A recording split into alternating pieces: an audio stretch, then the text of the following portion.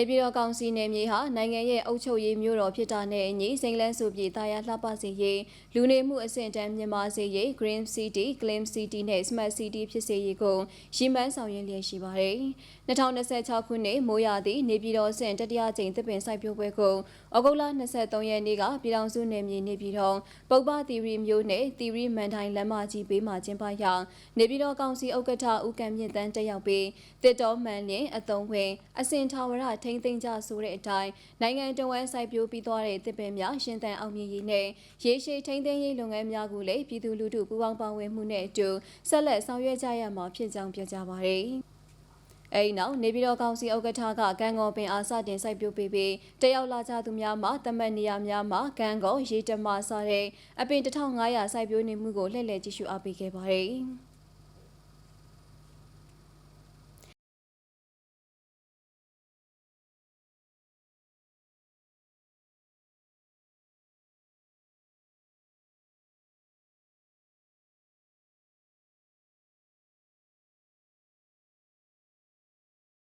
အဲဒီနောက်နေပြည်တော်ကောင်စီဥက္ကဋ္ဌသည်စပူသီရိမျိုးနဲ့အမှတ်7အခြေခံပညာအထက်တန်းကျောင်းပညာဗိမာန်ခမ်းမမှာကျင်းပတဲ့2029ခုနှစ်တက္ကသိုလ်ဝင်ဆောင်မိဖွဲ့အောင်ကျဲမြန်မာရေးဆွေးနွေးပွဲကိုတက်ရောက်မှစကားပြောကြားပြီးကျောင်းသားကျောင်းသူများအတွက်သင်ထောက်ကူပစ္စည်းများပေးအပ်ခဲ့ပါတယ်။